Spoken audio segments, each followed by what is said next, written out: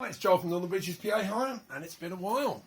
Due to sunny COVID, we've been not doing a lot of work, trying to remain safe and protect customers and do various small jobs that we can manage, not trying to hire too much or just keeping it real. We've had a few questions over a year or so about the iP300, and someone asked me this week about the Clark Technic panel on the back and what it does, and how can you adjust the levels, and it will see the levels and whatever. It is very basic on this speaker. On the Nuke, you've got a lot more going on here. On the iX, it's set up different. This is really a very basic setup, and it's not. I don't think it's super intuitive. You probably can't see because I can't zoom in too well, and it's probably showing off the camera. You've got process, setup, exit, enter. Process, you go into inputs. You've got three inputs: channel A, channel B, and your Bluetooth. Go into that. You've got bass, treble, and reverb. I never use reverb, but I guess it's there if you want it. So you can see I've got the bass on 2, the treble on 2. That's what I like to have. It's a sort of sweet spot for me. Exit that, and exit. You can do that on channel A, channel B, and then you've got EQ. So we've just gone through an EQ. Now we've got another EQ. So I don't know. I haven't really fiddled around with it, but it seems weird. You've got two EQs. You've got one for each channel, which is useful. Then you've got an overall EQ.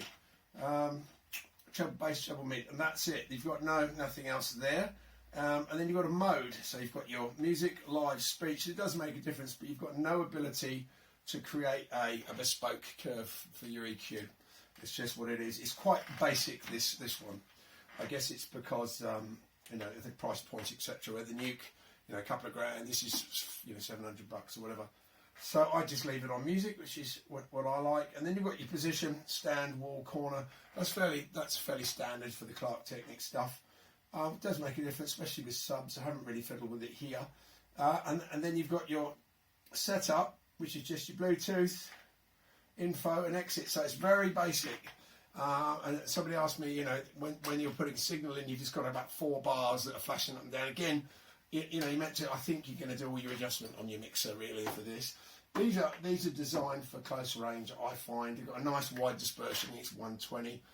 The speakers are nice. They sound nice. Very portable. But you're not going to use these in a big venue, pumping out across the dance floor because you just don't get that sort of distance that you get SPL with a 15-inch or a 12 even. But nice tight close range. Yep. This is basic. There's not a lot to adjust here. So you kind of get what you pay for. Obviously you've got your links out, etc. here. I like this speaker because it's a good looking speaker for a small conference, and that's what I use it for. I don't use it for music or bands or anything like that. It's just for a little funeral, little wedding. These things are perfect. You can put one in each hand. I've got a nice carry bag, and that's what it is. But yeah, you've got very little to adjust other than bass and treble position, and that's about it really. So if you want something more advanced, either do it through a desk. You've got the application that you can use, the Turbo app, so you can fiddle around in there. But again, you basically got bass and treble in there, and you've got bass and treble on the channel, and you've got bass and treble in the EQ. So, there's a lot of bass and treble. There's not much else. And as far as monitoring goes, I haven't found it. Someone asked me about the clip. Is there a clip level? I haven't seen. There's no light indicator on the front on these. There's no glowing Turbosound badge with an indicator like there would be on a QSC to show you whether you're clipping. So again, it's a very basic speaker, which sometimes is good. Sometimes that's probably what you need. But I like them. Obviously, Turbosound warranty. I've had these now for a year or two. I don't use them all the time, but I do. When I do use them, I always go, "Oh, they sound great," because they've got those nice sort of the angled tweakers and stuff, so you do get a nice spread. But good value for money. Obviously, there's a million out there now. I like to play my guitar through them and hear them, put them alongside the K10, just have a feel, just to change it up a bit. But yeah, there's no clip level as far as I can see, other than listening with your ears. And bass treble. I think there's mid on the EQ as well, but there's not much adjustment. There's no filter for you. You have to just cut your bass right out if you're going to use a sub or whatever. So you got to think a little bit when you use these. When you got the Nuke top of the range sort of set up with a bigger, more intuitive screen going on, you've got your shelving all over the place. You've got all sorts of stuff you can adjust it.